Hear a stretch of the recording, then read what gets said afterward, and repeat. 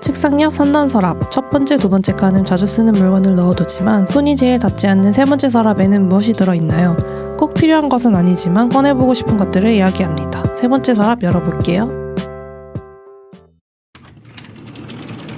안녕하세요, 난낫입니다. 반갑습니다. 이군입니다. 네, 제가 막 한파에 정신을 못 차리고 막 그랬던 이야기는 지난주에 했고 오늘 첫눈이 왔어요. 아 맞아. 이 얘기를 안 꺼내시더라고요. 첫눈이 왔다. 이제 근데 앞으로도 많이 오긴 할 텐데 항상 이 첫눈이라는 게 별 의미도 없는 것 같기도 한데 또 보면 또 뭔가 좀 마음이 싱숭생숭하고. 원래는 저도 그냥 그렇게 막 별 의미가 없었거든요. 근데 제가 올해 여름에 봉숭아물을 들였는데 그게 물이 빠지기 전에 첫눈이 오면은 소원이 이루어진다 하잖아요. 근데 진짜 요만큼 남을 거예요. 남아있네. 그래가지고 내 소원으로 또 1등 되는 것인가 기대를 하고 있습니다. 우리가 지금 오늘 좀 늦게 녹음을 하고 있는데 그죠? 네. 평일 저녁에 녹음을 하고 있는데 여기 우리 녹음하는 곳에 이 시간대 진짜 오랜만에 와보거든요. 네. 분위기가 확실히 다르다, 그치? 저희가 보통은 아침에 녹음을 하다 보니까 이런 시끌시끌한 분위기가 아니었는데 지금 밖에 오다 보니까 약간 여기가 먹자골목이잖아요. 네네네. 분위기가 좀 되게 싱숭생숭하더라고. 그래요? 보니까. 싱숭생숭 게 아니라 술이 마시고 싶으신 거 아닌가요? 뭐 그런 것도 있고. 저 사람들은 다 먹는데. 되게 오랜만에 느껴보는 흥취 같은 느낌. 이것도 이제 연말이니까 그치? 이제 또 들고. 모임이 많죠. 또 이제 연말에서 주황 불빛 같은 거 보면은 생각나는 사람들도 많잖아요. 그지. 연말 분위기가 좀 많이 난다. 이런 말을 좀 하고 싶었던 거. 맞아요. 뭔가 한 년이 좀 끝나가는구나. 맞아. 오늘 늦게 녹음하는 건 좀 어때요? 괜찮습니다. 괜찮아? 네. 오늘 쉬다 오셨구나 생각해보니까. 네네네. 저는 괜찮지만 이군에게는 살짝 하루를 두 번 사는 느낌이 들 거예요. 그러니까 근데 여기 이제 오면서 네. 어떤 생각이 좀 들었냐면 저는 이제 오늘 출근했다가 퇴근하고 지금 오잖아요. 이렇게까지 열심히 사는 게 맞나? 나 평소에 그런 생각 잘 안 하는데 내가 좀 열심히 살고 있나? 그런 생각이 좀 들더라고. 아침에 눈 떠가지고 막 출근했다가 퇴근해가지고 여기 바로 지금 오니까 뭐 그런 좀 열심히 사시는 이군. 그러니까 열심히 사는 게 맞는 건지 약간 그런 생각이 들더라고. 맞는 거 뭐 그런 게 어디 있습니까? 그런 게 사는 거지. 일단 되게 보람찬 녹음이 됐으면 좋겠다. 그렇게 생각해 봅니다. 저는 근데 연말 분위기 좋지만 저는 진짜 여름 인간인가 봐요. 진짜 빨리 여름이 왔으면 좋겠어요. 겨울은 좀 잘 안 맞지. 이제 시작이지만 매일 진짜 따뜻한 차랑 코코아를 끓여 마시면서 버티고 있는데 힘듭니다. 왜냐면 저 수족냉증이 있어가지고 약간 양말을 약간 2겹씩 신어도 그 수족냉증의 그 괴로움은 이겨낼 수 없어요. 수면 양말 신고 다녀 집에서? 당연히 신고 있지. 근데 신어도 그 뼈가 시린 느낌은. 무슨 할머니야? 벌써 뼈가 시리다고? 그러니까 추위는 뼈로 와. 그래가지고 너무 슬퍼. 더위는 그저 그냥 닦아내면 되는 약간 짜증 같은 그런 정도인데. 확실히 나나스는 여름파이긴 하네. 예, 여름 나라 가고 싶습니다. 난방비도 너무 올라가지고. 또 2주 연속 난방비 타령. 어쨌든 그런 슬픈 상황 속에서 이렇게 방송을 준비해 와서 나는 이렇게 열심히 사는 게 맞나가 아니라 칭찬해 줘야 됩니다. 서로 좀 힘내보시죠 좀. 맞아. 그리고 이런 슬픈 현실을 도피하기에 아주 맞다운 주제를 이군이 제안을 했어요. 바로 그죠. 애니메이션을 주제로 또 하자고 해가지고 이거 오랜만에 같은 주제로 어떤 다른 걸 가져와서 얘기를 하는 게 진짜 오랜만이죠? 그죠. 이번 주부터 다음 주까지 2주 연속으로 낱낱 편 하나, 낮거 하나 해서 애니메이션 특집. 저번에 무슨 특집이었죠? 웹툰 하면서 했죠. 웹툰. 크게 다르진 않네요. 그죠. 그러니까 소설도 했었고 소설 특집, 영화 특집도 했고 이런 거 이제 시리즈 같은 걸로 한번 해보고 싶어가지고. 그래서 애니메이션만한 또 도피처가 없기 때문에 요새 아주 좋은 주제라고 생각을 하면서 준비를 해왔습니다. 이런 거 하면 특히나 낱낱과 내가 얼마나 다른 성향인지 이런 것도 좀 볼 수 있고. 맞아. 같은 주제를 가지고 맞아요. 어떤 걸 갖고 올지. 맞습니다. 요새 그런 말이 있어요. 한 사람의 약간 성격과 성향을 파악할 때 그 사람이 어렸을 때 어떤 애니메이션을 즐겨봤는가가 알면은 대충 그 사람이 파악이 된다고 하더라고요. 어렸을 때 뭘 봤는지. 어렸을 때 제일 처음 보거나 자주 봤던 애니메이션 있나요? 처음 봤던 거를 그냥 기억이 많이 남는 거. 디즈니 만화동산 이런 거 봤던 게 좀 기억이 나고. 디즈니 만화동산 꽤나 부지런한 어린이였네요. 아침 9시에 일어나야지만 볼 수 있는 거 항상 그 KBS에서. 일요일 아침. 그렇지. 누나가 항상 깨워가지고 같이 봤던 기억이 나네요. 그런 게 약간 겨울 얘기하니까 떠올랐는데 겨울에 항상 그 이불 속에서 누나가 깨워가지고 같이 그 디즈니 만화동산 보던 그런 좀 기억이 나네 갑자기. 너는 뭐예요? 저는 EBS에서 이렇게 시리즈를 해주는 막 그런 것도 있었고, 이 얘기를 하려면은 되게 엄청 날 옛날 사람으로 볼 수도 있는데. 뭐 사실인데 뭐. 꼬비꼬비라는 만화가 있어요. 바로 아는 거 보니까 이것도 옛날 사람인가 봐요. 그죠. 아니 그 도깨비랑 인간이랑 서로 퓨전하는 그 얘기 아니에요? 오, 바로 아네요? 백두살라 무궁삼천인가? 어떻게 그렇게 정확하게 기억을 하고 있죠? 아니 봤으니까 우리가 무슨 남이야? 아니 그래도 그거를 아니 그거를 나는 그것만 기억하고 있어. 메밀묵 그 도토리묵을 싫어하고 메밀묵을 좋아하는데 그 메밀묵을 먹는 그 장면만 생각이 나는데 그 이름도 생각이 안 나가지고 검색을 해봐가지고 찾은 애니메이션인데 이렇게 그래? 정확하게 그 백두산천 그거 합체하는 것까지 기억을 그죠? 하고 있다는 걸 보니까 아니 라떼 이거 안 보면 다 아싸였는데 인싸들은 다 봐야지. 그 약간 망태 할아버지 엄청 무서워가지고 그런 거만 막 기억이 나거든요. 옥반지랑 막 같이 사귀고 막 이런 거. 근데 그 합체하는 것까지 정확하게 기억하는 거 보니까 약간 놀랐는데 그게 좀 주 아닌가요? 주 컨텐츠? 도깨비랑 그런 주 컨텐츠는 다 생각이 안 나고 난 메밀묵 먹었던 것만 해서 생각이 나는 거죠. 먹는 것만. 근데 지금 찾아보니까 그 망태 할아버지 그 성우는 그 장광 할아버지가 하셨더라고요. 장광이 누구니? 장광. 그 도가니에서 무서운 교사. 아무튼 그 악역으로 나왔던 그 배우기도 하지만 원래 성우기도 하셔가지고 그 꼬비꼬비에 나오는 여러 캐릭터를 또 하셨어. 망태 할아버지만 한 게 아니라 그 대장 할아버지 도깨비 있잖아. 그분도 그거 하셨고 막 그랬던 거예요. 그래가지고 몰랐던 사실인데 아마 알았겠지만 어려서 몰랐던 사실도 보고 그리고 옛날에 약간 그런 또 이것도 내가 그냥 단편적으로만 기억을 하고 있는 약간 핵심 진짜 어렸을 때 엄청 자주 봤거든요. 그 애니메이션을. 그래서 기억을 못하고 있다가 애니메이션 막 그 장면을 찾으려고 막 유튜브에 검색을 했어요. 고사리 먹방. 도깨비 고사리 막 이런 식으로 나는 근데 꼬비꼬비에서 그 고사리 먹방이 나온 건 줄 알았는데 그게 아니라 잃어버린 내 아들 마법사 꼬리?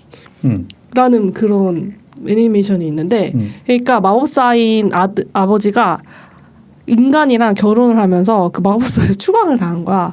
그러면서 이제 아버지는 마법사랑 인간인 여자의 사이에서 태어난 이제 반만 마법사고 반만 인간인 반인 꼬리라는 애기가 아빠랑 헤어지고 아빠가 추방 당하면서 아빠랑 헤어지고 이제 아빠를 찾기 위해서 그 나가는 스토리인데 거기서 이제 마녀한테 붙들려 가가지고 학대를 당해요. 근데 그 마녀가 어떻게 학대를 시키냐면 꼬리는 굶고 자기는 진수정산을 차려놓고 그걸 막 먹어. 근데 막 고사리 같은 나무를 손으로 이렇게 집어서 먹는단 말이야. 근데 그거를 내가 엄청 유심히 보고 그때부터 내가 고사리 나무를 좋아했던 것 같아. 너무 맛있게 먹어서? 너무 그게 만화 속에서 너무 맛있게 먹으니까 나도 먹고 한국 애니메이션이야? 한국 애니메이션. 그러니까 고사리가 나오는구나. 한국 저는 오로지 한국 애니메이션. K살이 나오는 거 보니까. 네, KBS에서만 나왔던 그게 꼬비꼬비 이전에 아마 방영이 됐을 거예요.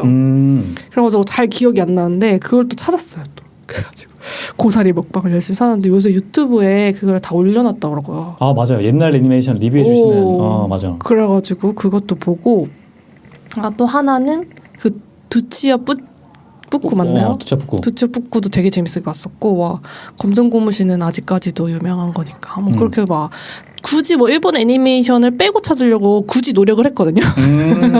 그래가지고 원래는 저는 사실 애니메이션을 뭐 일본 애니메이션, 우리나라 애니메이션, 뭐 디즈니 할 것 없이 그냥 절여져가지고 살았다고 생각해도 될 정도로 엄청 많이 애니메이션을 많이 보고 살았어. 즐겨보고 막 그래가지고 내 성격과 성향에 어떤 애니메이션이 영향을 줬다고 말하기도 꼽기도 어려운 거예요. 너무 많아가지고. 그런데 이제 이걸 찾아보면서 한국 위주로 찾아보니까 저는 주로 그런 먹방들을 기억을 하고 있더라고요. 어렸을 때부터. 애니메이션 속 음식들 약간 이런 식으로 기억을 하고 있더라고요. 그래서 역시 이런 거는 성형가가 성형에 많이 들어갔다라고 할 수도 있고 또 제가 어렸을 때는 학습 만화라는 것도 되게 많이 있었어요. 그 학습 애니메이션. 기억나나요 혹시? EBS에서 했던 거? EBS에서도 하고 그냥 실제로 학교 수업 시간에 선생님들이 이제 수업을 하기에 컨디션이 좀 안 좋다고 하면은 수업을 대체하면서 그냥 비디오 하나 틀어놓고 수업을 안 하시는 경우도 되게 많았거든요. 항상 그 비디오를 틀어줬는데 그 중에서 가장 기억에 남는 애니메이션이 악개비의 과학여행인데 혹시 기억이 모르겠어요. 나시나요? 나는 그런 거 봤던 기억이 나는데 지식 채널 E 이런 거. 그건 애니메이션이 아니잖아. 어쨌든 선생님이 수업하기 싫을 때 한 번씩 틀어줬다. 그런 기억이 나네. 이건 완전 애니메이션인데 악개비라는 캐릭터가 인형이 나와. 그리고 뽀뽀라는 애기가 그 인형을 엄마가 사줘가지고 엄마가 그 인형을 사줘서 이제 엄마 눈에는 그 인형인데 뽀뽀의 입장에서는 악개비가 살아 움직이는 거야. 낙개비? 악개비. 그래서 악개비. 노래가 어떻게 시작되냐면 악개바 악개바 뭐하니라는 노래로 오프닝곡이 시작되는데 여기에 약간 애니메이션이 우리가 실제 아는 노래들을 많이 개살해가지고 아마 노래를 듣자마자 바로 할 거예요. 악개비 안 보고 잘하는 동년배가 아마 없을 텐데 거기까지는. 악개비의 과학여행이라고 나오네요. 네, 이거를 불렀다고요?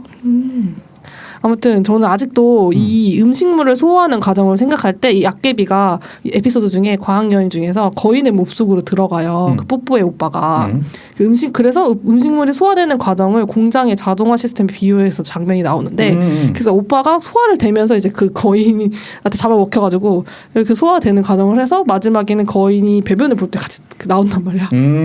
그래서 나는 아직도 그 음식물에 소화되는 과정을 그렇게 다 배우고 나니까 그 과정이 떠오르는 거죠. 이제 고등학교 돼가지고 소화의 과정을 배울 때 그 과정이 되는 거지. 나오나 제2편 백석타운 편에서 거인 아저씨의 백석타운 나오네. 그래서 그게 약간 초등학생 눈으로 바라볼 때 약간 한 번쯤은 상상해 볼 법한 일이기도 하잖아. 내가 거대한 괴물이나 고래에 잡아먹었을 때 난 어떻게 소화될 것인가 막 이런 망상 같은 것도 되게 많이 했었거든요. 어렸을 때 잠자기 전에. 근데 이런 뱃속 탐험뿐만이 아니라 약간 어린 왕자의 별을 찾아주는 편도 기억에 많이 남아요. 그런 건 이제 행성계에 대해서 우주에 대해서 많은 그런 정보를 주는 학습 만화였고 그런 우주의 신비로움 이런 거에 대해서 심어주는 에피소드인데 그것도 약간 어린 왕자랑 빗대가지고 그래가지고 되게 이해하기 쉽게 나오고 아직도 이렇게 막 다 그 꼬비 그 합체하는 거를 다 기억하듯이 저는 이게 너무 핵심으로 많이 기억이 나가지고 또 아기 공룡편이라고 나와요. 여기서는 아주 옛날에는 사람이 안 살았다는데 라는 시작하는 노래가 있어요. 이 노래 근데 원곡이 있잖아. 그죠? 이거를 개사를 해가지고 지금도 가끔 종종 어느 순간 막 광고 CM송에 막 머릿속에 울릴 때처럼 약간 이 노래가 가끔 울릴 때가 있어. 그래서 약간 몇 개 있지 그런 거. 그런 게 약간 흥얼거리게 되는 이게 유명한 개사곡이 있기도 하니 되게 유명한 약간 이거를 CJ에서만 만들었을 거예요. 아마 저작권료는 내지 않았지 싶은데. 아니 근데 그게 있었어. 그 세트로 딱. 그러니까 이걸 이제 그 노래를 인용했다는 거 아니야? 맞아. 그 당시에는 그런 개념이 없으니까. 맞아. 근데 이게 캐릭터들이 지금 봐도 막 그렇게 엄청 촌스럽거나 막 이러지 않아. 지금 또 딱 그 아동용 만화 같은데 나올 그런 느낌이네. 그러니까. 그래가지고 이게 진짜 이게 완전 핵심 특징인데 이 가학년 애니메이션의 어린애들은 쪽수기 흥미를 약간 끄는 시간이 짧잖아. 그래서 그 흥미를 잡아두기 위해서 그 스토리를 오래 끌고 가지 않고 이렇게 중간중간 삽입곡을 약간 디즈니 뭐 그런 뮤지컬 애니메이션 하듯이 레디코처럼 삽입곡을 중간중간 반복을 계속 들어줘. 괜찮네. 근데 개사 내용이 이제 그런 학습적인 내용인 거지. 그러니까 약간 핵심 주제 내용을 이렇게 익숙한 노래 개사를 통해서 해주니까 약간 이걸 또 요약을 해가지고 반복 학습까지 되게 하는 아주 똑똑한 학습 만화여가지고 또 이게 노래로 외운 것들은 죽을 때까지 기억에 나잖아. 그죠. 그러니까 약간 주마등이 스칠 때까지 이제 BGM으로 깔리는 거지 이 노래가. 그래서 아주 옛날에는 사람이 안 살았다는데 그럼 어떤 사람이 살았을까 막 이러면서 보통 막 그런 그런 뭐 주기율표 외울 때도 그 노래 하는 거 있잖아요. 그죠. 그래서 그거를 뼛속까지 그렇게 운율을 타면 좀 기억에 많이 남으니까. 그러니까 제가 생각을 해보니까 수포자임에도 약간 과학에는 조금 흥미가 있었는데 지금 생각해보니 그 약개비의 과학여행에 심겨져 있던 흥미가 아닌가. 그때 재밌게 봤기 때문에 과학을 그렇게 놓지는 않았거든요. 과학까지는. 수학은 일찍 났는데 과학은 좀 늦게까지 붙잡고 있었어. 사실 이과를 갔어야 되는데. 이게 악개비의 영향력이 좀만 더 컸으면 내가 이과 꿈나무가 됐을 텐데 그렇게 할 힘은 없었지만 그랬으면 뭐 하고 살았을까요? 그래도 뭔가 나나스는 문과적으로 돌아왔을 것 같아. 회귀했을 것 같아요. 왜냐면 진짜 나는 망상을 너무 많이 했거든. 그래서 망상을 하는 약간 진로를 지금 또 몇 년째 고민을 하고 있는데 이런 지긋지긋한 방황자로서 그러니까 어른이 돼서도 약간 악기비 같은 학습 만화가 필요한 것 같아요. 저한테는. 그래서 이런 역할을 해줄 이야기를 항상 기다리고 있는데 그래서 오늘 선택한 본격적인 애니메이션은 악기비는 아닙니다. 바로 저는 픽사의 영화를 선택을 했어요. 악기비. 성인용 악기비. 바로 영화 소울입니다. 소울. 봤나요? 안 봤어요. 다행입니다. 다행이네, 나 봤을까봐 겹칠까봐 또 약간 조마조마한 거예요. 아까 그래도 애니메이션은 뭔가 이제 접근성이 쉽다 보니까 겹칠 수가 있단 말이죠. 다행히 겹치지 않았군요. 한번 재밌게 한번 들어볼게요. 이 영화 픽사의 영화 소울은요.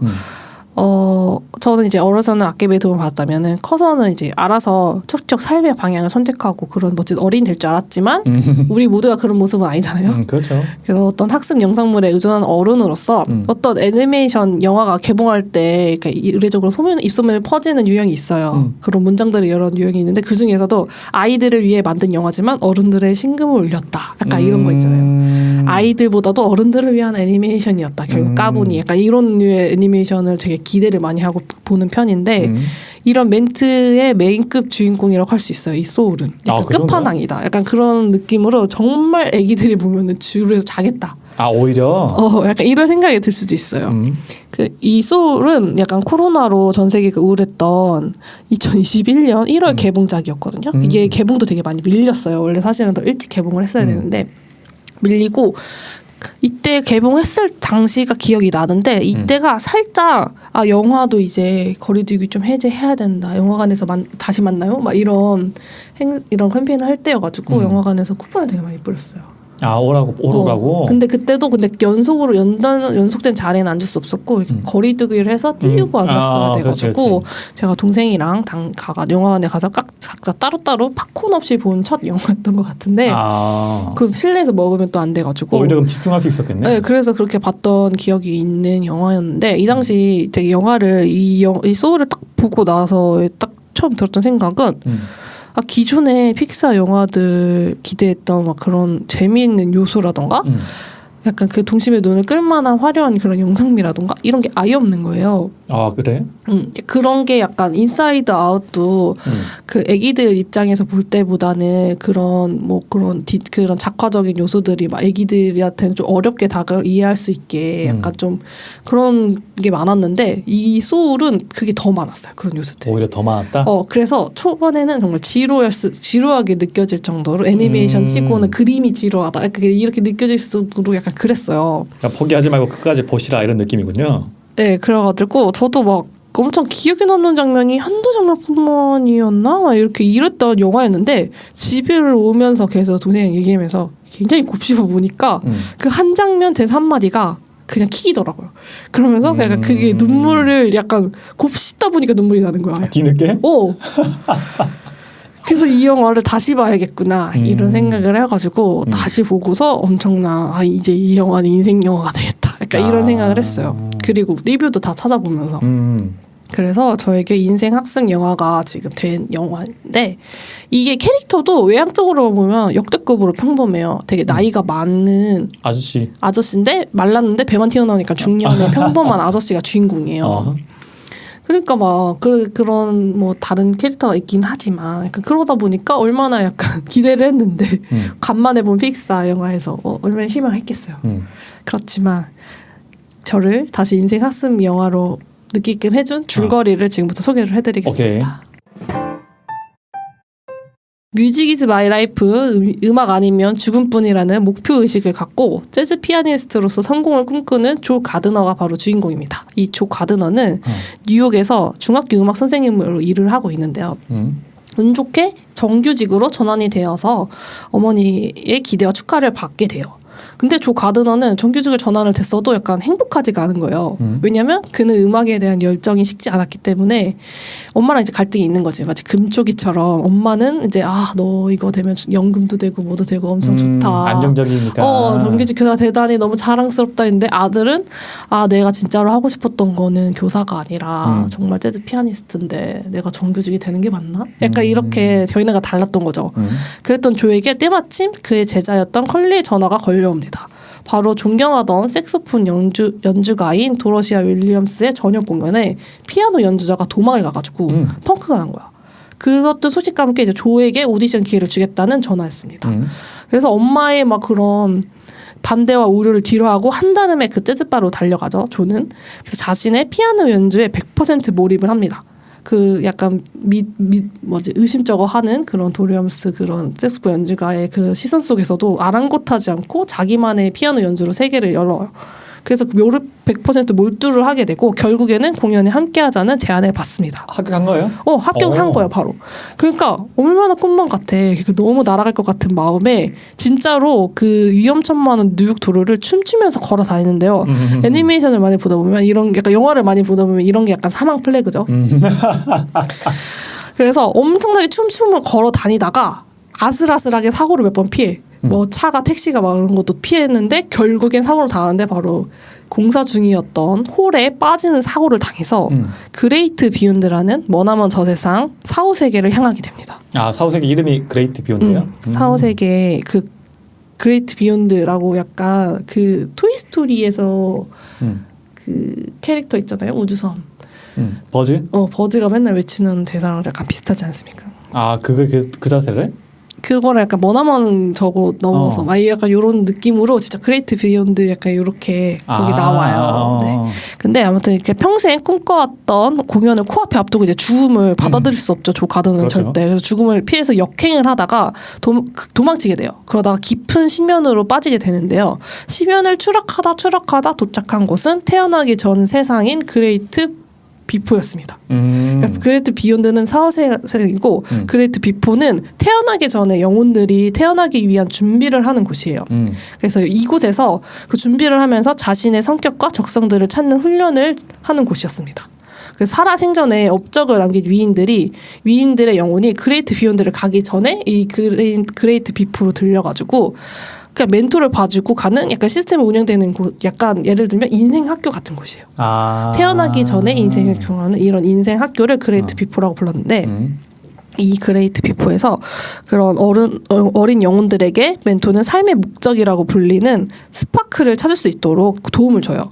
뭐 이것저것 경험, 직업 체험 같은 것도 해보고 토이랜드처럼 이렇게 이것저것 해보고 너는 뭐에 재능이 있는지 뭐 이렇게 뭐 그림도 그려보고 악기도 하고 막 그런 식으로 표현이 돼요.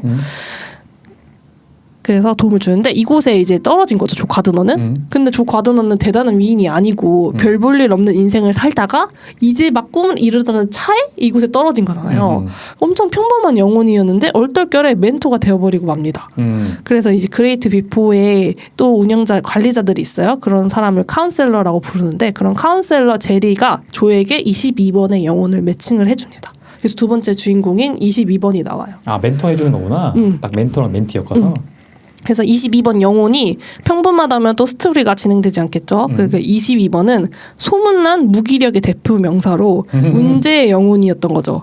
조 가드너보다도 더한 금쪽이의 금쪽인데 약간 태어나기조차 거부하는 시니컬한 영혼이었던 거예요. 이제 금쪽에서 자주 나오는 멘트가 있잖아요. 난 태어나고 싶지도 않았는데 왜 나왔어? 약간 이런 멘트를 많이 하는데 이 22번은 그냥 하기도 전에 그냥 안 태어나 버리는 그런 영혼이었던 거예요. 그래서 마더 테레사나 간디와 같은 유명한 멘토들이 멘토링을 해도 소용이 없었어요. 이 22번의 스파크를 찾아주지는 못한 거죠. 그래서 사실 그레이트 비포의 가장 큰 골칫덩이였는데 과연 평범한 조 가드너가 22번의 스파크를 찾아줄 수 있을까? 이게 바로 주된 내용입니다. 그 전체적인 그림은 좋네요. 그죠? 그래서 이제 조 가드너는 나는 이제 지구로 한시바삐 돌아가야 되잖아요. 다시 어쨌든 이제 사후세계 직전까지는 갔지만 다시 삶으로 돌아가야 될 거 아니야. 그래서 22번과 거래를 시도합니다. 내가 너에게 스파크를 찾아줄 테니까 그 어린 영혼들이 스파크를 발견하게 되면은 이제 주어지는 지구 배지가 있어요. 그래서 지구 배지를 받아 이제 태어날 수가 있는 거야. 그래서 그 지구 배지를 내가 대신 받고 지구로 돌아가서 공연을 하겠다는 계획을 세우고 이제 22번의 스파크를 찾아주기로 합니다.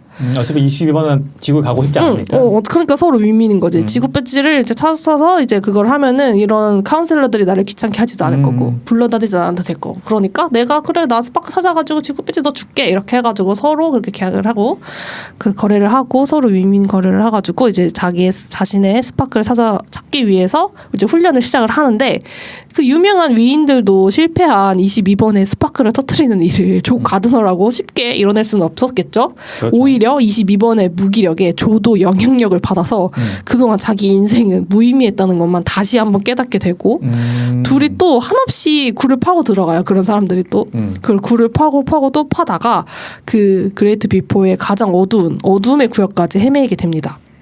그곳은 사실 어둠의 구역이긴 하지만 몰두의 공간이었기도 했어요. 그래서 영혼만 갈 수 있는 것이 아니라 지구에 살고 있는 사람들도 한 가지에 몰두하게 되면은 막 그만의 세계에 빠진다고 하잖아. 그런 거를 표현한 곳이에요.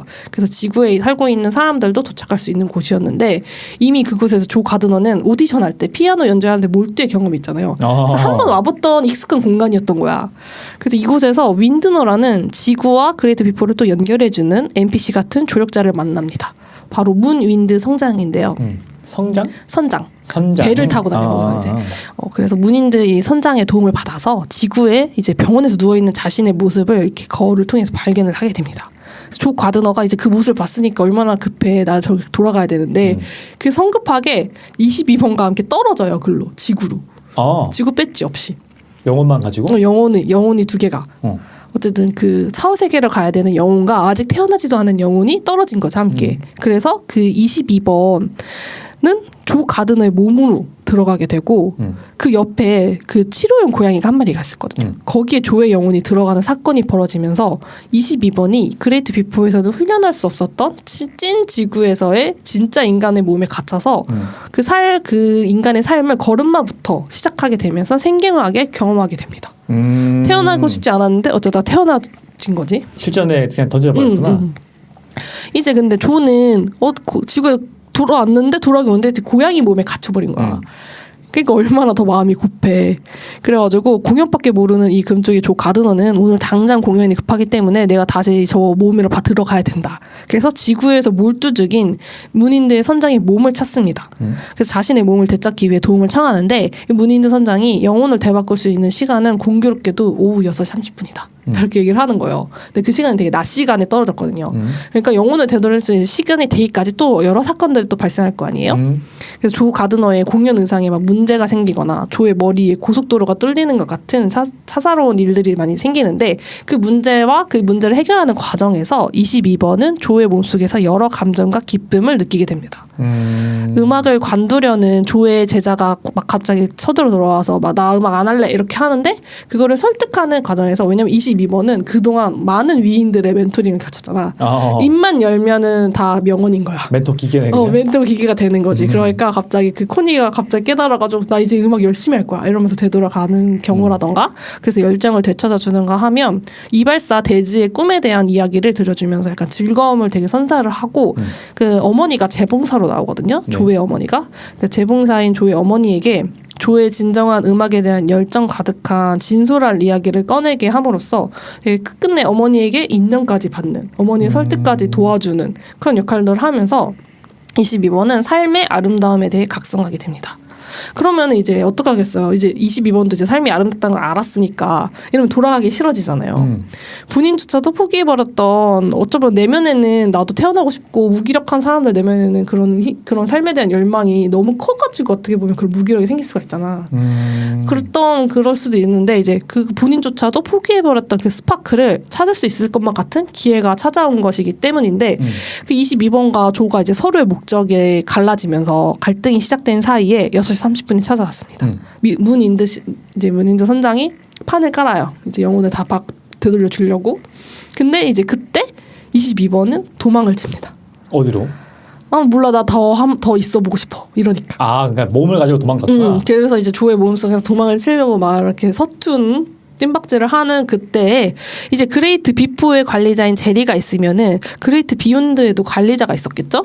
그레이트 비욘드의 융통성이 아예 없고 제로의 깐깐한 관리자인 테리가 이 모든 것을 바로잡기 위해 지구로 내려와서 조와 22번을 다시 되돌립니다. 상태로?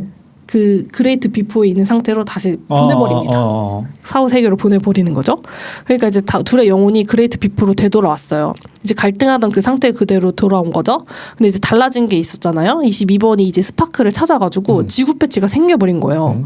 이제 조는 이제 어쩔 수 없이 사후 세계로 끌려갈 일만 남았는데 22번 스파크를 찾은 거 아니야. 그래서 조의 마음이 급해져요. 그래서 급해지는 마음만큼 입은 되게 험해져서 22번에게 이제 22번은 스파크 얼렁뚱땅 나한테 지구 배지가 생겼는데 이게 어떤 동기부여가 자신을 태어날 준비를 끝마치게 했는지 나는 정확하게 파악하지 못해서 혼란스러워하는 와중에 이제 조는 자기는 이걸 가져야 되겠으니까 이제 막 실수를 하는 거지. 22번에게 상처를 주는 거죠. 그래서 공연에만 눈이 멀어가지고 그동안 22번에게 했던 멘토들이 했던 수없이 많이 했던 그 실수를 반복합니다. 결국 22번은 이거 이딴 지구 배지 나 원하지도 않았다. 조에게 던져버리고 사라집니다. 그래서 조는 근데 공연밖에 모르는 공연 무쇠이기 때문에 22번이 사라지건 말건 난 지구 배지 있으니까 이걸 가지고 다시 지구로 돌아가 버려요. 나쁜 사람이네. 그러니까 나 이 캐릭터가 처음 봤을 때는 매력이 없지. 그래서 이 22번을 약간 뒤로 하고 결국 지구로 돌아가서 꿈에 그리던 공연을 성공적으로 끝마쳐요. 공연을 또 못하면 모르겠는데 엄청 잘해. 그래가지고 공연을 엄청 성공하게 했어. 과연 이랬을 때 조 가드너는 행복한 삶을 살게 되었을까요? 여기서부터는 결말이기 때문에 벌써? 네. 이 영화를 확인하실 분들은 방송을 꺼주시면 되겠고요. 이거를 이제 또 이렇게 끝까지 듣겠다 하시는 분들은 계속 들으시면 되겠습니다. 이거는 어쩔 수 없고요. 저는 뭐 상관없습니다. 그래서 이게 자신이 이제 그렇게 바라던 재즈 피아니스트로서의 첫 공연을 성공적으로 마친 조의 표정이 어땠을까요? 좋았을 것 같은데? 근데 놀랍게도 마치 정규직 전환 소식을 받았을 때 조의 모습과 별반 다르지 않았습니다. 이게 뭐지? 엄청 허무한 거야. 꿈을 잃어버려가지고 더 허무하구나. 그래서 그는 자신의 목표였던 도라시아에게 물어요. 이 다음엔 무엇이 있냐? 그러니까 그는 대답합니다. 내일 저녁에 이 공연장에 다시 나와서 똑같은 공연을 반복하는 것이 남았다. 조는 실망합니다. 그게 본인의 꿈이어도 결국은 이때 애니메이션 연출이 정말 인상 깊은데 이거는 영화에서 직접 확인하시길 바라고요. 이 조 가드너는 그렇게 그냥 터덜터덜 집으로 똑같이 지하철을 타고 돌아옵니다. 이제 돌아와서 자신의 삶의 목표였던 피아노 앞에 앉아서 이제 생각을 하게 되겠죠. 그리고 고개를 돌렸는데 그 피아노 옆에 선반에 22번이 주워다 놓은 예쁘기도 하지만 예쁘지도 않은 약간 자신의 땅에는 엄청 의미 있어서 모아놓은 그런 작은 것들의 모음을 바라봅니다. 막 가을 바람에 날려온 단풍 씨앗, 막 처음 맛본 베이컨이나 뭐 베이글의 조각, 뭐 달콤한 막대사탕 같은 잡동사니들을 잔뜩 모아놓은 거죠. 근데 자신이 바라던 게 조는 이제 자신의 생각만큼 만족스럽지 않다는 것과 그리고 그 산 자체의 기쁨과 아름다움에 감탄하던 22번의 모습을 떠올립니다. 그리고 정작 자신도 그 아무것도 아닌 것 같았던 잡동사니 같은 순간들이 그러니까 실패한 인생이었던 게 아니라 그 매 순간 감동과 아름다웠는데 자신만 깨닫지 못했던 것을 이렇게 깨닫게 되는 거예요. 그리고 이제 자신이 했던 막말이 생각이 나죠. 이제 진짜 되돌려야 할 시간이 온 거예요. 그래서 조는 피아노 앞에 앉아가지고 연주에 몰두합니다. 그리고 조의 영혼은 몰두의 공간으로 돌아갑니다. 다행히 그 몰두의 공간인 곳이 전에 이렇게 나와가지고 그 설정이 있어서 되돌릴 수 있는 그런 장치가 되는데 그래서 윈드인 선장을 만나가지고 잃어버린 영혼이 되어버린 이제 그레이트 비포를 휩쓸고 다니는 22번을 찾아요.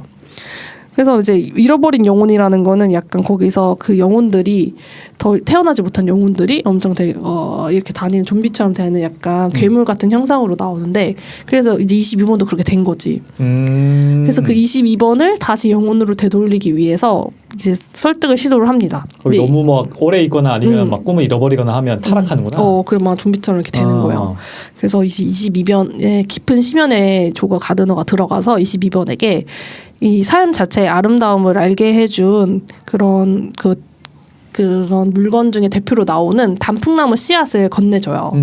그러니까 그걸 보자마자 이제 22번 영혼이 이렇게 원상복구가 됩니다. 또 그리고 지구 배지를 이제 조 가드너는 이제 나는 이제 살 만큼 살아봤으니 난 한번 해봤잖아. 너가 해볼 차례야 하면서 지구 배지를 전해주고 이제 내가 가는 때까지 같이 가줄게 하면서 이제 22번을 배웅을 해주는데 뭐 인사이드 아웃을 봤던 사람들은 약간 빙봉이 나는 희생할게 약간 이러면서 하는 그런 장면이 나오거든요. 그러니까 거기가 약간 눈물 포인트인데 여기도 약간 그런 눈물 포인트인 것 같다. 꼭 하나씩 나오는 내가 너의 눈물을 흘리게 하겠다. 근데 장면. 여기서는 조 가드너가 앞에 한 짓이 있잖아. 그러니까 눈물까지는 안 나더라고. 근데 약간 그런 게 있잖아요. 약간 한번 세대를 살아본 사람들이 이제 다음 세대에게 약간 양보를 해준 느낌? 약간 그런 건 들어가지고 약간 소름은 돋긴 돋았습니다. 그래서 22번을 배웅을 해주고 이제 조는 머나먼 세계로 갈 각오를 했습니다. 근데 이렇게 끝나면 영화가 약간 희망적이지 않잖아요. 그래서 제리가 조에게 또 한 번의 기회를 줍니다. 살아볼. 그래서 조는 지구로 결국 돌아와요. 그리고 다시 삶을 살게 되는 것이 결말입니다. 다시 피아노 강사를 하나요? 아니면 재즈 그 피아노로 이제 하나요? 그런 거까지는 안 나오는데 그의 표정이 약간 이제는 매 순간의 기쁨이랑 일상의 소중함을 느끼면서 매 순간을 진심으로 살아가기로 하면서 이게 영화가 끝나요. 그러니까 무엇을 하던 앞으로는 다 스스로의 어떤 행복을 스스로 찾겠네요. 그렇죠. 그래가지고 저는 여기서 또 이거를 다 보고 나서 약간 그 제리가 이제 그 조 가드너에게 해주는 말이 있거든요. 그러니까 삶의 목적이라는 스파크를 찾아야만 얻을 수 있는 약간 지구의 배지 의미가 아니라 사실은 삶의 목적을 의미하지 않았다는 그런 거예요. 그러니까 제리가 이렇게 말해요. 당신들의 열정, 목적, 삶의 의미는 너무 1차원적인 생각일 뿐이다. 목적을 이루기 위해 태어난 게 아니라 그냥 준비가 되었기 때문에 태어났고 하루를 살아가는 그 자체가 가치 있는 사람들이라는 그런 메시지를 던져요. 그러니까 약간 순간의 행복들을 약간 바라보고 그리 큰 동기부여가 삶의 목적이 되는 삶도 용기 있는 삶이지만 동기부여가 그렇게 큰 그런 막 나의 뭐 대의, 뭐 꿈 막 이런 게 아니라 그냥 일상의 작은 아름다움 이런 게 동기가 부여가 되는 삶도 있다. 약간 이런 것도 의미할 수가 있겠고 약간 힘든 하루를 마감하고 또 다시 하루를 시작할 수 있게 해주는 거는 그건 대단한 대의가 아니라 오히려 어쩌면 그런 일상의 아름다움 작은 거 약간 힘이 되어주는 거 그런 게 아닐까 약간 그런 거를 약간 주제로 메시지를 담기고 있어요. 일단 여기 태어난 그러면 지구에 사는 80억 명을 일단 다 준비는 된 거고 그렇죠. 그 안에서 이제 각자가 찾아야겠네요. 그러면 그죠. 스파크를 찾던 아니면 그냥 만족하는 법을 찾던 어쨌든 준비는 되어 있는 거니까. 그런데 누군가는 물론 성취를 할 수 있지만 성취를 못하는 사람들도 있을 거 아니에요. 근데 그런 사람들이 실패한 삶이 아니고 약간 그런 일상의 소소한 행복을 놓치면 사는 게 그게 삶이다. 약간 그런 거를 알려주는 애니메이션은 처음이었던 것 같아요. 그게 진짜 삶이다. 그러니까 약간 이런 거는 사실 근데 애기들한테는 약간 이야기가. 그렇지. 그래도 최소한 한 30년, 40년 정도는 살아야 될 것 같아요. 왜냐면 20대까지는 그래도 성장하는 시기잖아. 맞아. 30대부터는 이제 어떻게 보면 성장이 끝나고 이제 내리막만 남아 있는 시점에서 그러니까. 자신만의 어떤 그런 만족이라든지 스파크를 찾는 것 자체가 되게 중요하니까 오히려 어린 아이들한테는 그냥 영상미만 보는 그런 애니메이션일 수도 있겠고 맞아요. 우리 같은 이제 또래들이나 좀 나이가 더 많으신 분들이 보면 나름 좀 의미가 있겠네. 맞아요. 이게 쉬워 보이지만 약간 쉽지 않고 또 이게 어려워 보이지만 또 뭐 쉽게 생각하면 그렇게 어렵진 않거든요. 약간 인생을 하루하루 진심으로 보내는 게 그런 거를 영화 소울은 새삼 느끼게 해줍니다. 그래서 그런지 그 이동진 그 영화 평론가님이 이 소울에 대해서 엄청난 광고를 하시더라고요. 아 그래? 이동진 평론가가 광고할 정도면 진짜 볼만한 건데. 맞아요.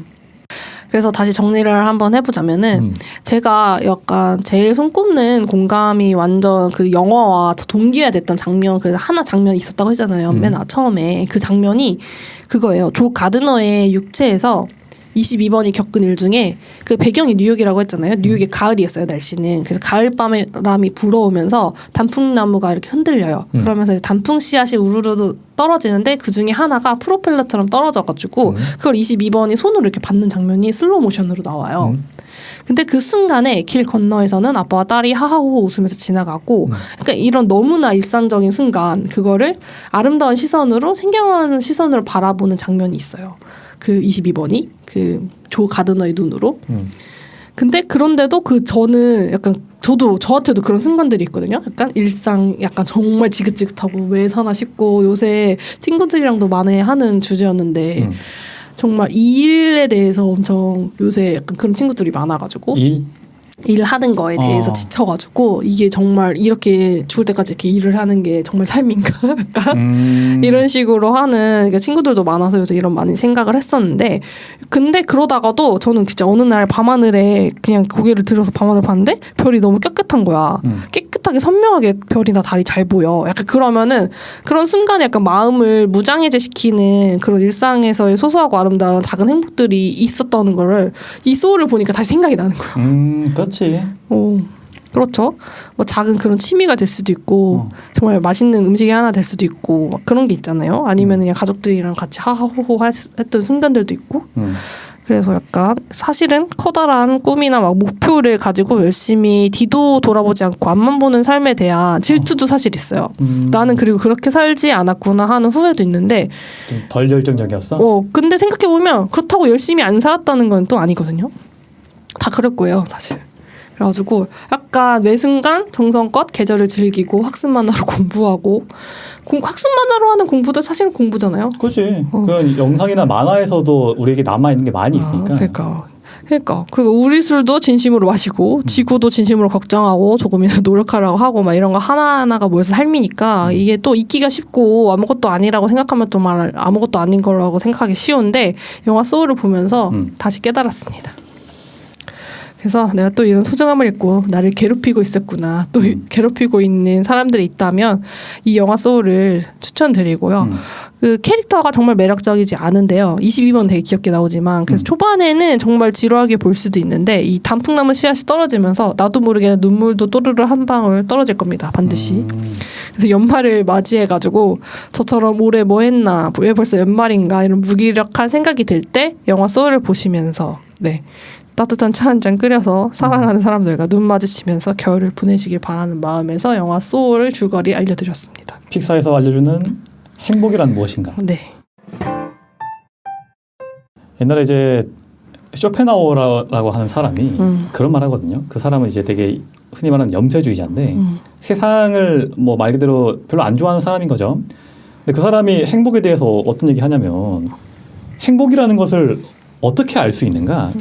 자기가 고민해 봤을 때는 행복할 때는 행복이라는 걸 알 수가 없대. 그럼 언제 알 수 있지라고 생각을 해보니까 자기가 불행해졌을 때야 그때가 행복했구나 라고 느낀다는 거죠. 그렇게 치면 세상에는 행복한 사람이 결국에 아무도 없는 거예요. 결국에 모든 이에게 행복이라는 것은 과거의 영광일 뿐이거든. 근데 이런 얘기를 이제 듣고 나면 이제 우리가 조금 어떻게 보면 지금 당장 행복한 순간들에 대해서 좀 상기시킬 수 있겠죠. 그리고 지금 그 말을 또 반대로 해보면 언제든지 과거에 행복했다는 기억이 있으니까 지금도 내가 내 행복을 어딘가에서 찾을 수 있다는 거지. 맞아. 그러니까 행복이라는 것 자체가 행복이든 뭐 돈이든 뭐 만족이든 무엇이든 결국에는 상대적인 거고 그 상대적인 거 안에서 자기만의 어떤 것들을 본인이 어떻게 찾을 건가 그런 걸 좀 알아보면 좋을 것 같아요. 결국에는 누구나 나이를 먹다 보면 한 번쯤은 고민하는 주제긴 한데 맞아요. 그걸 자꾸 잊어버리잖아. 맞아. 근데 이런 식으로 이제 애니메이션 같은 걸 보거나 아니면 뭐 쇼펜하우어 책 같은 걸 읽으면서 한 번씩 상기시키면 뭐 좋겠다. 그렇죠. 그게 진짜 약간 어른들을 위한 학습 만화죠. 우리 잊지 말자고요, 친구들아. 그지. 한 번씩 그리고 잊었을 때는 또 이런 거 보면서 떠올리고 맞아. 하면 되지. 그게 또 인생이니까. 그렇죠.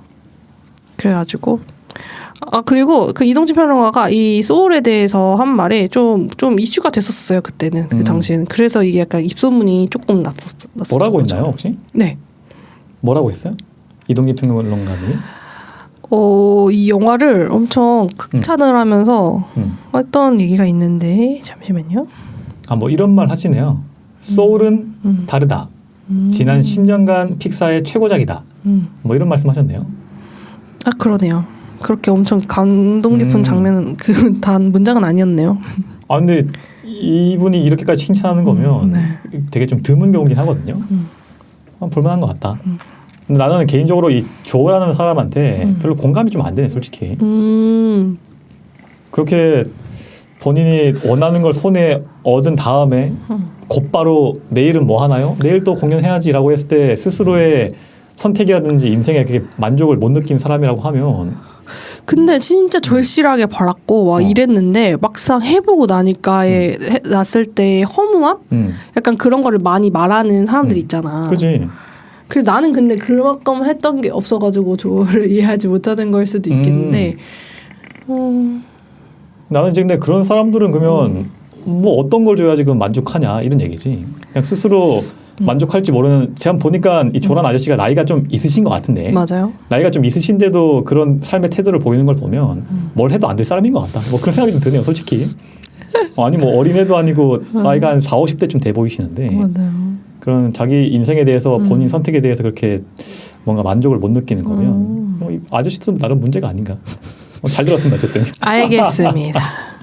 오늘 애니메이션 추천 해드렸고요. 다음 주에 이건이 어떤 애니메이션이 들어올지 정말 궁금하군요. 오늘도 들어주셔서 감사합니다. 낱낱이었습니다. 마무리하나요? 네.